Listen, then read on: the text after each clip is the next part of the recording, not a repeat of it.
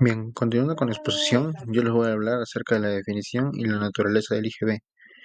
Primero que nada, el impuesto general a las ventas, más conocido, ¿no?, como el IGB, es un tributo de naturaleza indirecta que grava el consumo de bienes y servicios y a la vez este impuesto se aplica sobre el valor agregado en cada una de las etapas de la cadena de producción y de la comercialización. Entonces, aunque la responsabilidad del pago recae sobre el consumidor final, son realmente los vendedores o los proveedores de bienes y servicios quienes recaudan, ¿no?, de alguna forma este IGB y lo gestionan, ¿no?, formalizando sus servicios, por así decirlo. Además, en el Perú el IGB es el 16% en realidad, pero a esta tasa se le incluye el 2% adicional del impuesto de la promoción municipal. To- Total, entre el 16 y el 2 tendríamos un 18% que vendría a ser de manera general el IGB, ¿no? Como tal lo consideramos. Ahora, esto hace que el IGB sea un tributo obligatorio que todos los ciudadanos tengamos que pagar, ¿no? Todos los peruanos. Y siempre se da, ¿no?, al momento de comprar o adquirir bienes y servicios. En conclusión, entonces, el IGB es un impuesto indirecto esencial que se aplica al consumo de bienes y servicios, recaudado principalmente por los vendedores, pero pagados por el consumidor final, ¿no?, quienes vendríamos a ser generalmente nosotros, ¿no?, como personas naturales. Y además, la tasa total es del 18%. Y esta es una fuente importante de ingresos, sobre todo para el Estado peruano. Bien, ahora continuando con la importancia del IGB en la economía peruana, vamos a hablar acerca de que el IGB principalmente se implementó en el Perú con el decreto legislativo 190, que bueno, empezó en vigencia, ¿no? Entró en vigor el 1 de noviembre de 1981 y actualmente la normativa establecida en el decreto legislativo número 821, eh, publicado en el año 1996, y su texto único ordenado o su tubo, aprobado por el decreto supremo número 5599 EF. Ahora, hablando más específicamente en cuanto a la importancia del IGB en la economía peruana, tenemos que decir, ¿no?, que el IGB representa una de las principales fuentes de ingresos para el Estado peruano, de tal forma que gracias a él se financian áreas cruciales como las que conocemos, tales como educación, salud, infraestructura y seguridad. Además, el IGB fomenta la formalización de la economía al exigir a las empresas llevar registros contables y sobre todo emitir comprobantes de pago, que es donde se ve realmente, ¿no?, el pago del IGB eh, impuesto, ¿no?, al consumidor final.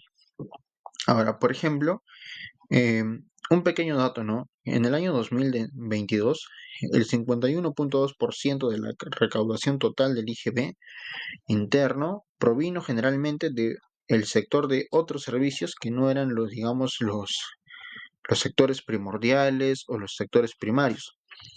Esto quiere decir, ¿no?, que además de incluir, ¿no?, a las microempresas y personas naturales, ha habido otro tipos de servicios, claro, hechos, ¿no?, propiamente por ellos, pero digamos poco comunes o poco concurrentes. Y esto demuestra que el IGB ha ayudado a formalizar estos negocios, o bueno, o se ha visto, ¿no?, que a través de estos negocios que antes no existían primordialmente, se han formalizado a través de emitir boletas y que por consiguiente imponían, ¿no?, la base del IGB. Esto quiere decir que formalizaban de alguna vez su contabilidad y eh, permitían, ¿no?, el uso del crédito fiscal, ¿no?, hacia sí mismos. Y por lo tanto se han beneficiado, ¿no?, tanto estas empresas como el Estado, ¿no?, al estar declarando como se debe el IGB, ¿no?, por decirlo así. Entonces, la formalización de la economía a través del IGB se puede ilustrar como por ejemplo, ¿no?, en el caso de un pequeño restaurante que al cumplir con el IGB necesita llevar registros contables, emitir boletas, facturas, y este proceso permite al Estado controlar mejor las ventas de este restaurante y evita sobre todo la evasión fiscal por parte de este. y de esta forma se beneficia tanto el negocio al hacerlo más organizado, ¿no? Y para no tener imposiciones o multas, ¿no? Posteriormente, y a la vez se da una cierta fiabilidad a los clientes del producto final que adquieran, ¿no? Que en este caso, aunque sea un plato de comida, todo genera, ¿no? Todo tiene un proceso, ¿no? Todo conlleva al final al pago del IGB. Bien, ahora vamos a hablar acerca de los sujetos del IGB en el Perú. Primero que nada, tenemos como sujetos pasivos dos clases. El primero que vendría a ser el sujeto pasivo contribuyente. Y estos de aquí son eh, bueno, son aquellos, ¿no? Que realizan operaciones grabadas por el IGB y en estas se incluyen, ¿no? Personas naturales, jurídicas y otras entidades que venden bienes y prestan servicios. O también se puede decir que importan bienes. Además, deben inscribirse en el Registro Único de Contribuyentes, más conocido, ¿no? Como el RUC, y cumplir con las obligaciones formales y materiales del IGB. Ahora, también tenemos a los sujetos pasivos responsables, que estos de aquí son personas o entidades, ¿no? Que no son contribuyentes directos, pero son los encargados de retener o percibir el IGB en ciertas operaciones. Así como en los controles de aduanas, ¿no? Estos agentes que se encargan de la retención de productos designados o que no tengan una declaración eh, válida, son retenidos, pues, ¿no? En muchas ocasiones. Además, también tenemos a los sujetos exonerados y exentos. Los sujetos exonerados vienen a ser los que realizan operaciones exoneradas del IGB por disposición legal, lo que implica que estos de aquí no están sujetos al pago del impuesto, aunque puedan estar grabados en etapas anteriores de la cadena productiva. Pero llegando a ellos como consumidores finales no se les aplica, ¿no? El pago del IGB porque están exentos del mismo. Entonces, estos ejemplos incluyen ciertos productos, ¿no? De la canasta básica familiar o servicios educativos también. Ahora, también hablamos de los sujetos exentos, que son aquellos, ¿no? Que realizan operaciones exentas del IGB, es decir, que no se aplica el impuesto a ninguna etapa del proceso. O sea, que en ninguna etapa del proceso de dichos productos o dichos servicios no se aplica, ¿no? Este 18%, ¿no? Del IGB. Y estas exenciones pueden ser totales o parciales y principalmente están desarrolladas para beneficiar sectores específicos de la economía o regiones con menor desarrollo económico, para poder, por así decirlo, minorizar los costos y generar un ciclo constante en la economía. Así también tenemos, por último, las obligaciones formales y materiales de los sujetos pasivos. Como obligaciones formales, podríamos decir, ¿no? Que estas se incluyen, ¿no? Las inscripciones de las personas naturales al RUC y la emisión de pagos autorizados, ¿no? Así como son, ¿no? El RUC 10 y el RUC 20, ¿no? Me parece que es el principal, ¿no? El encargado de emitir boletas, ¿no? Por así decirlo, porque con el RUC 10 podemos emitir recibos por honorarios, nada más. Y bien, bueno, al incluirnos, ¿no? En la inscripción del RUC, tenemos, ¿no? La emisión de estos pagos autorizados, ¿no? Por así decirlo, y además el mantenimiento de libros contables y sobre todo el registro de compras y ventas, ¿no? Que podríamos realizar y la presentación de declaraciones juradas mensuales que son presentadas, ¿no? Al órgano jurisdiccional competente, como en este caso podría ser la SUNAT, ¿no? Ahora, en cuanto a las obligaciones materiales, eh, se comprenden el cálculo correcto, ¿no? del IGB, la retención y o percepción del impuesto cuando realmente corresponda, ¿no? Y el pago oportuno a la SUNAT. Entonces, los contribuyentes también deben asegurar la correcta utilización de los créditos fiscales, los cuales se pueden deducir del IGB. Y de esta forma, siempre que cumplan con los requisitos legales establecidos, de alguna forma se pueden beneficiar, ¿no? Al final deduciendo, ¿no? Los bienes o servicios que adquieran. Buenas tardes, doctora. En esta oportunidad Quien les habla es Guillermo Solano. Vamos a proceder con el tema o el artículo número 3 del trabajo, que es cálculos del IGB en el Perú. Bueno, para lo que es el cálculo del IGB es algo fundamental para poder realizar transacciones a nivel nacional, y existen algunas fórmulas sencillas que pueden ayudarnos, ¿no?, a poder calcular este IGB, ¿no?, el impuesto general a las ventas. Bueno, para poder dar un ejemplo, ya que actualmente la tasa del IGB es del 18%, y básicamente el IGB lo podemos hacer como un monto base, ¿no?, de 0.18, y en una operación, como poniendo de ejemplo, ¿no?, si el monto de una compra es de 100 soles, para hacer este cálculo del IGB sería el monto de 100 soles, el número 100, por el 0,18, que en este caso vendría a ser el monto base, ¿no?, del IGB, y sería, ¿no?, 100 por 0,18 sería igual a 18, lo cual estos 18 soles serían el IGB correspondiente a esta operación, ¿no? Básicamente, para hacer el cálculo del IGB es algo muy sencillo, y también para poder hacer el cálculo en futuras transacciones. Bueno, ahora vamos a señalar lo que es la base imponible del IGB, ¿no? Podemos señalar que la base imponible está constituida por el valor de la venta, ¿no?, ya que se puede producir, en un caso específico, la venta de un bien. También tenemos el total de la retribución, que podríamos mencionarlo en una prestación o alguna utilización de algún servicio. Tenemos también el valor de la construcción. En este caso sería básicamente en los contratos de construcción. Y tenemos el ingreso percibido de la venta de inmuebles, claro, con la exclusión del valor del terreno. Bueno, ahora en este caso vamos a detallar lo que son los tipos de tasas aplicables.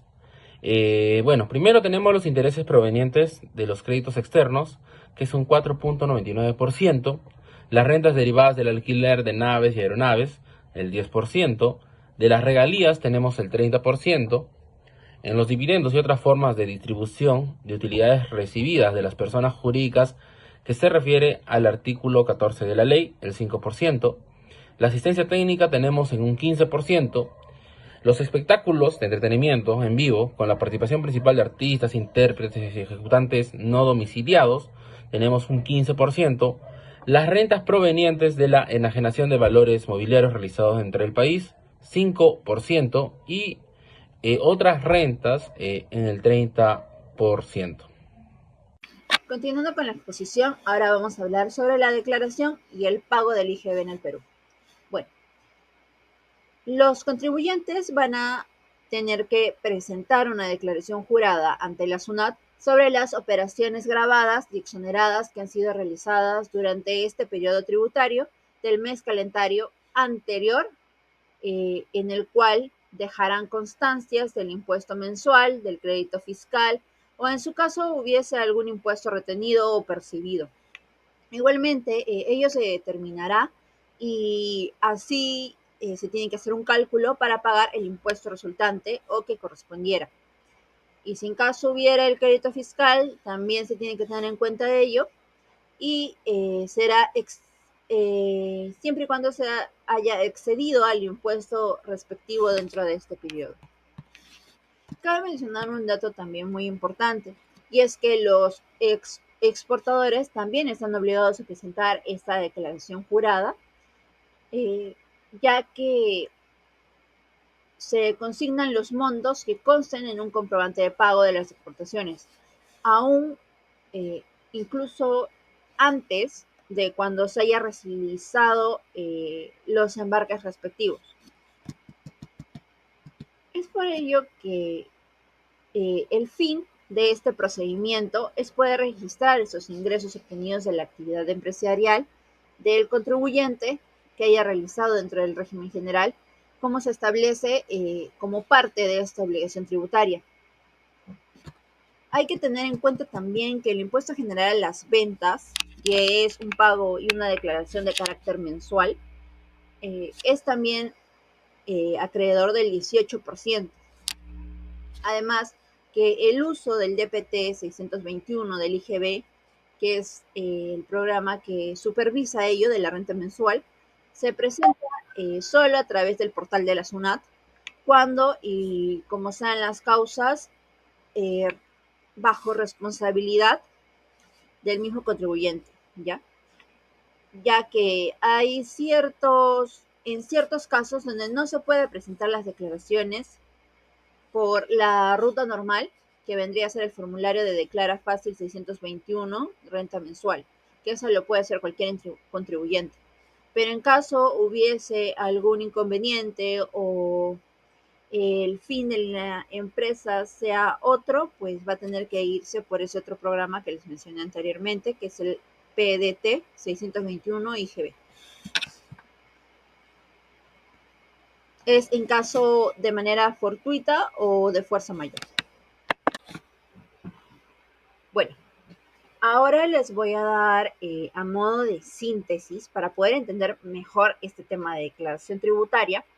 Podemos decir que es la manifestación de aquellos hechos que van a ser comunicados a la administración tributaria, que vendría a ser a la SUNAT, en forma y en lugar a lo que esté establecido por ley, reglamento, resolución de superintendencia o alguna otra norma que sea de un rango similar, la cual esta norma va a ser la base para poder determinar la obligación tributaria.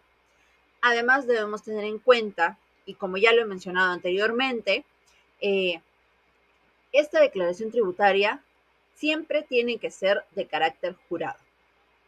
Además, la administración tributaria, a solicitud del deudor tributario, esta puede autorizar la presentación de la declaración tributaria por medios ya sean magnéticos, de fax, transferencias electrónicas o cualquier otro medio que este señale, ¿no? Para que haya un previo cumplimiento de las condiciones que se establecen mediante la resolución de superintendencia o aquella norma de rango similar. Por ello tenemos que tener muy en cuenta todas las normas tributarias para poder seguir un buen procedimiento ante este pago del impuesto del IGB.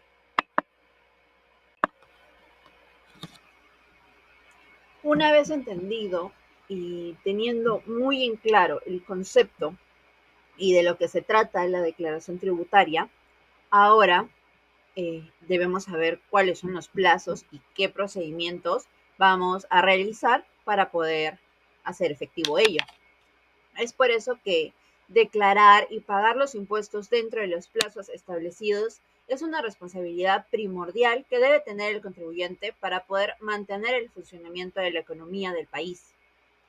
Es así como estos, en sí, el impuesto general a las ventas se paga dentro de un plazo mensual, como ya lo hemos ido hablando, y se realiza mediante formularios y mediante el aplicativo o el sistema que se llama Declara Fácil 621 IGB Renta Mensual, que es un sistema virtual que le da mayor facilidad al contribuyente para poder realizar esta declaración y estos pagos. Pero también cabe mencionar un dato muy importante, y es que dentro del aplicativo de la SUNAT, que se llama Persona SUNAT, también tenemos la opción de poder declarar y pagar estos impuestos, ¿no? Pero en caso de que el deudor tributario, por unas causas imputables a él, no pueda presentar las declaraciones mediante este formulario de Declara Fácil 621 del IGB Renta Eventual, como ya lo expliqué, puede utilizar el PDT 621 del IGB a la renta, donde esto solo se puede presentar a través de la plataforma virtual de la SUNAT. Pero generalmente los pagos se pueden hacer de manera presencial yendo a la ventanilla de la SUNAT o de manera virtual, que vendría a ser mediante el aplicativo de Declara Fácil o mediante el aplicativo de personas de la SUNAT. Ello lo hace para que el contribuyente pueda estar al día en sus pagos, en sus declaraciones y no sea después sancionado o observado por dicha entidad. Y ojo, quisiera también recalcar que este pago siempre, eh, recalco, siempre tiene que ser eh, al mes siguiente de que se genere la obligación tributaria. Es por ello que cuando nosotros entramos a este sistema del impuesto, nos dan un cronograma de obligaciones mensuales que corre al mes siguiente de generada esta obligación tributaria, para así poder identificar el monto de las compras, ventas del mes, sin considerar el IGB, para que así podamos hacer un cálculo muy claro y preciso de este impuesto y después no estamos pagando de más o pagando menos. Es por ello que debemos tener muy en cuenta cómo vamos a calcular este pago del IGB. Bien, ahora que ya sabemos y tenemos bien en claro qué son los pasos y el procedimiento ahora para poder realizar este pago, ahora debemos saber qué formas nos brinda aquí la entidad tributaria para poder realizar este pago. Y ante esto debemos tener en cuenta que el impuesto general a las ventas, como ya sabemos, es un impuesto que pagamos todos los ciudadanos para poder realizar una adquisición, es decir, cuando se cobra parte en la compra final, ya sea de un bien o de un servicio que nos brindan.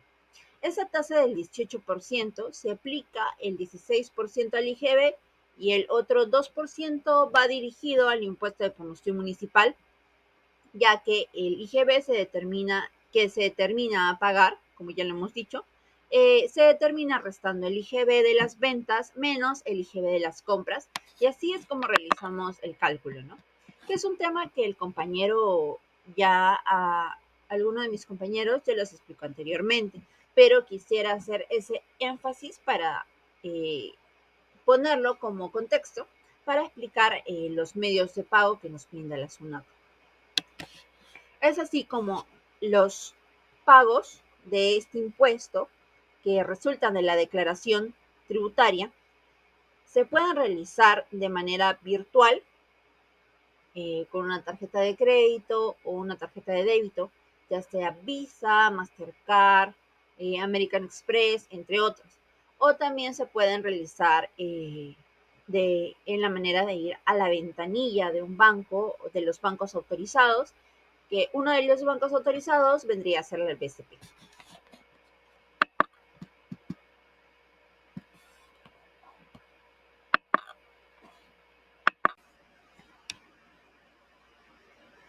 Una de las preguntas más recurrentes que tienen los contribuyentes es que, en caso de que se haya pagado el exceso, ¿qué es lo que debemos hacer? Es decir, cuando hayamos pagado de más nuestro impuesto, ya sean 100 soles más, 200 soles más, porque a veces siempre tenemos equivocaciones. Y en ese caso el contribuyente se pone a ver qué alternativas tenemos para poder recuperar este dinero.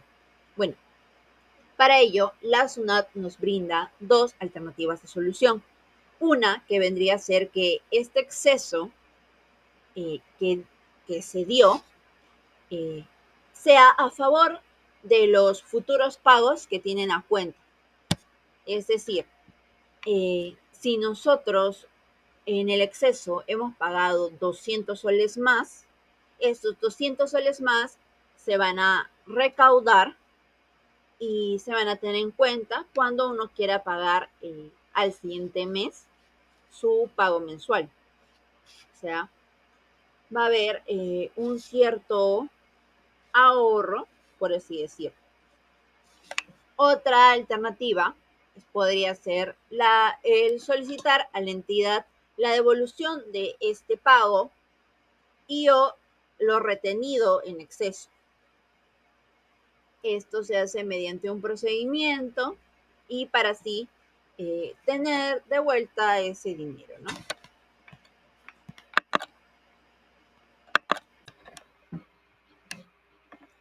En el caso de que el contribuyente no llegue a pagar o realizar su declaración dentro del plazo establecido según su cronograma que ya le indicó la entidad tributaria.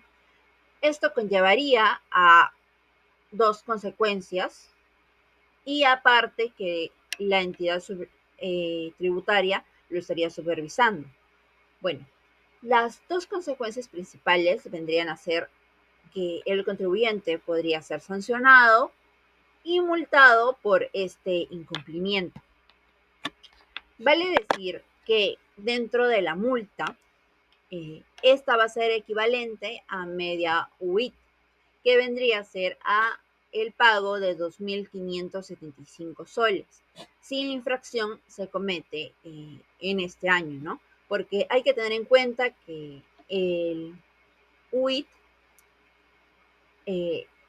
cambia cada año y siempre se va elevando el costo. Es por ello que hay que tener muy en cuenta en el año que se haya realizado la infracción. Pero en caso se dé en este año, se comete en este año, va a tener que efectuar el pago de 2.575, como ya le mencioné, pero si la SUNAT aún no lo ha notificado, esta multa, solo tendrá que pagar el 10% de la misma, que aproximadamente son 258 soles, más los intereses moratorios, que esto vendría a ser un costo mínimo, ¿no? Otra multa vendría a ser por la prestación fuera de plazo de la declaración, que ello ya vendría a ser otra tasa, otra multa monetaria que tendríamos que pagar. También está sujeto a intereses moratorios cuando el pago esté fuera del plazo del impuesto. Es decir, cuando el pago lo hay, digamos, es para el 31 de mayo y lo hayamos efectuado el 1 de abril, ¿no? Otro tipo de sanción vendría a ser cuando la tasa de interés, que es el 0.033 por un día, se computan a partir del día siguiente del vencimiento, tanto para la multa como para el pago que se haya realizado fuera de plazo.